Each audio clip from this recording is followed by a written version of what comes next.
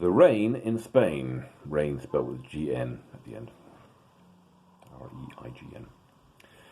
Protestantism was often tied to nationalism. The Netherlands, for example, were actually ruled by Catholic Spain. So, Lutherans, Calvinists and Anabaptists were able to ride a wave of anti-Spanish feelings. An uprising led by William of Orange in 1566 was brutally crushed, which only added to the support for Protestants. France, meanwhile, was in chaos. The king had died in a bad jousting accident, and then his successor, who doubled as the husband of Mary, Queen of Scots, died after 18 months.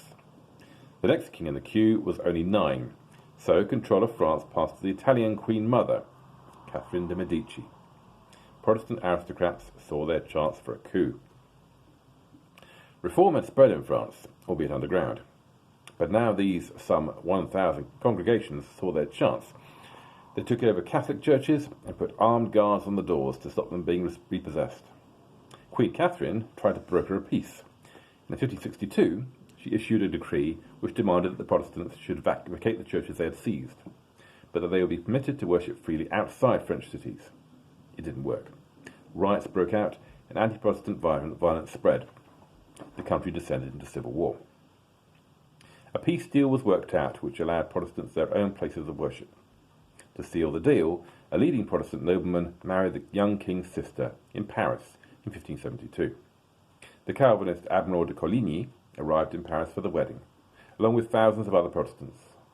Then someone shot the admiral.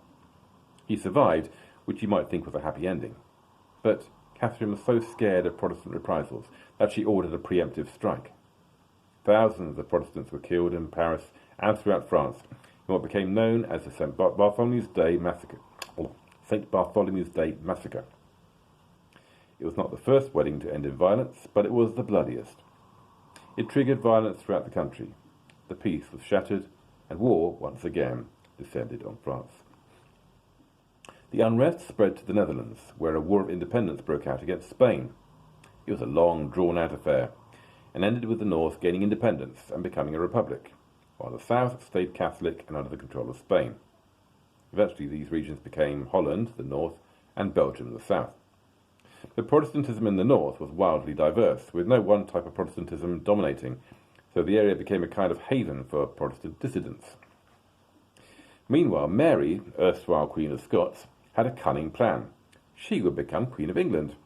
And so, aided by a group of English Catholics, she plotted a coup.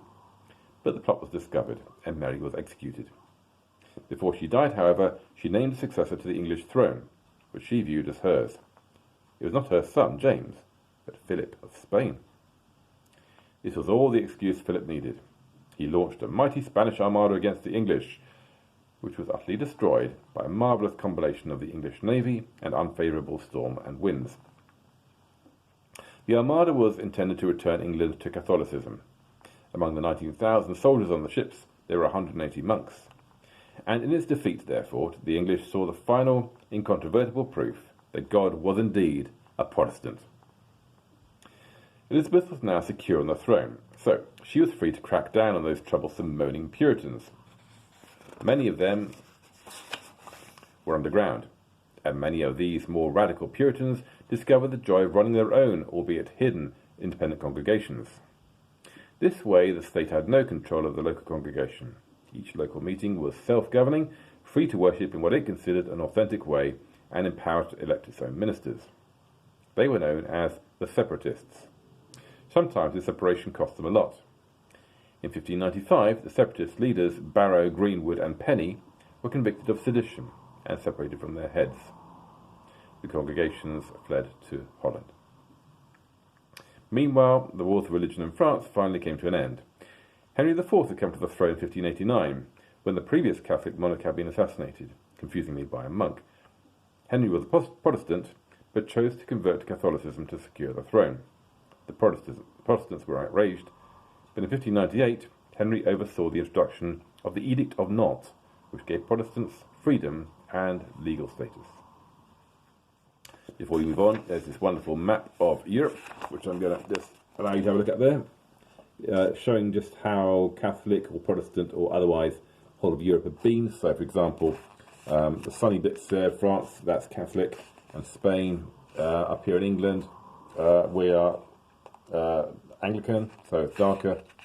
Right up top here, heavy storm clouds, that means very Calvinist, and over here with different sunshine. This is kind of where the map shows you that that's actually Orthodox. So gives you a little idea of where people were in the scheme of things. So London, for example, was Anglican with a very hot Catholic spell. Geneva, Calvinist with 100% chance of predestination. Moravia, mainly Catholic with a chance of Anabaptism. Zurich was Lutheran, occasionally Zwingli. Bohemia was moderately Huss with light defenestration later. Scotland, heavily Calvinism with localised Catholicism. Amsterdam, Catholic, turning mixed with scattered Armenians. Spain, heavy Catholicism with inquisitorial outbursts. And France, Catholic with rising humanism. And that was the state of post-Reformation Europe from around 1560 onwards. God's silly vassal. In 1603, Elizabeth I of England died. She had never married, and in consequence the throne passed to James VI of Scotland, the son of Mary, Queen of Scots. This united the Scottish and English in perfect harmony, and they have been bickering ever since. James's life had not been without its challenges. Throughout his upbringing, he had struggled against the oppressive influence of the Scottish Calvinists, who were so strict they made the English Protestants look like woolly liberals. Their attitude of superiority can be summed up in the comment made by Andrew Melville, rector of St Andrews University, when he told the king, "Sirrah, ye are God's silly vassal. There are 2 kings and 2 kingdoms in Scotland.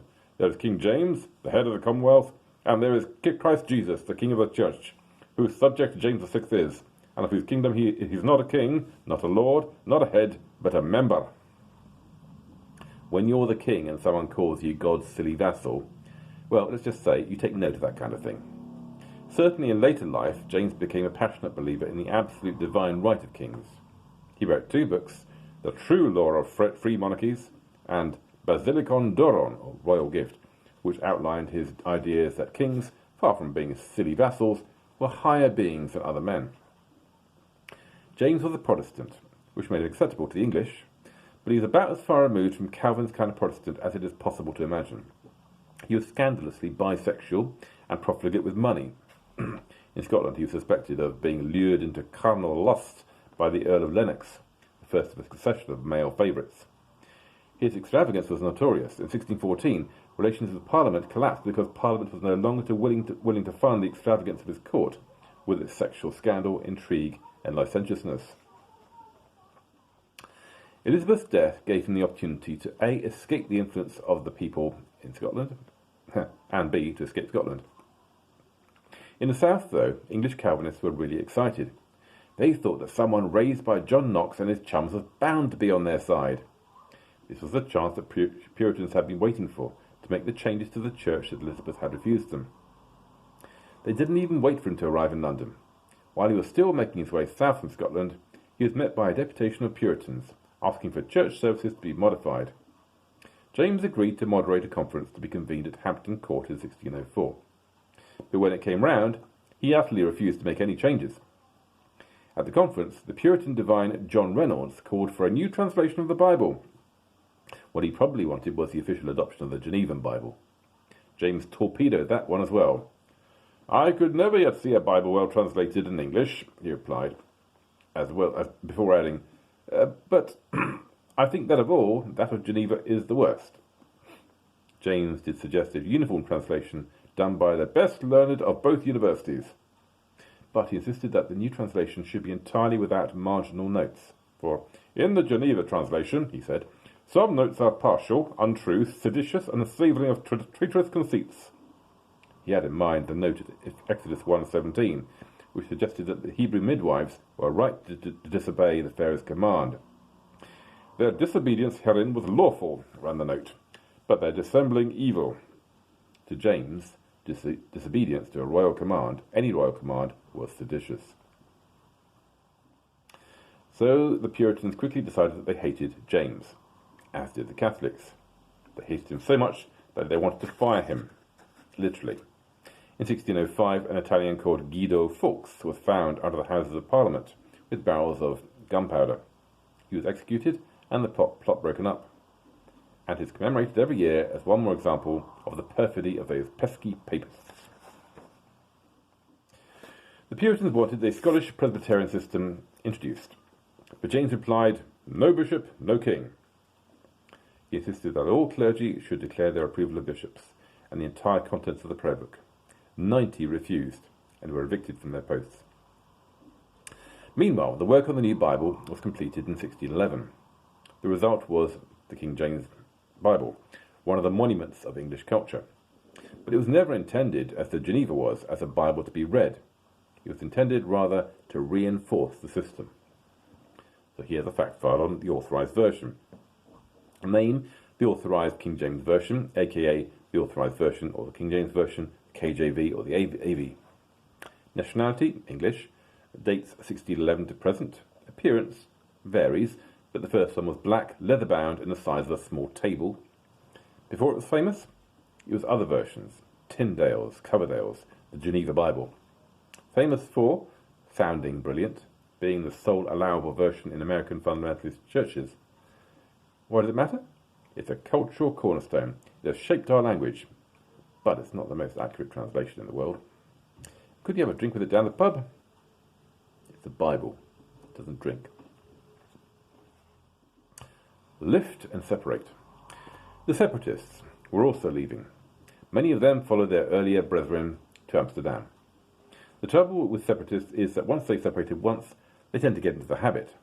In Amsterdam, they acted like good brassiers. They kept dividing and separating. One of the most radical of the radical separatists was John Smith, which sounds like an alias. It was actually his real name. He fell out with his fellow separatists over a number of things. Taking Bible purity rather seriously, he insisted that the Bible should be read only in Greek and Hebrew in church. Given the Protestants had spent a lot of effort trying to translate it out of Latin, this seemed a bit of a backward step. Initially, Smith had carried on with infant baptism, but in 1609 he rejected it and adopted the Anabaptist stance that only believers should be baptized.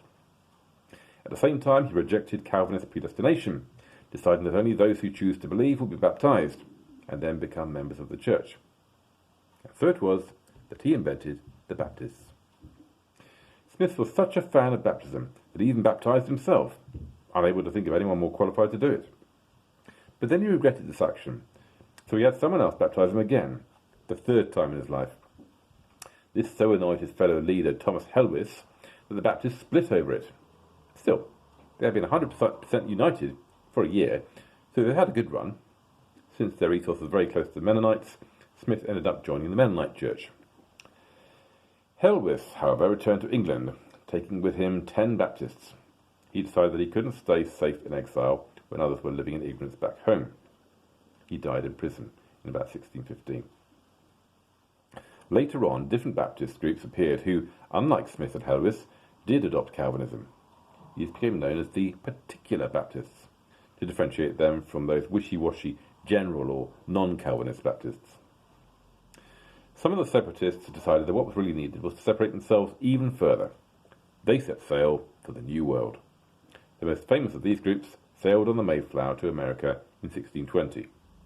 After a journey of some 3 months, they landed in New England, which is a bit of a surprise, since they were aiming for Virginia, some 500 miles south.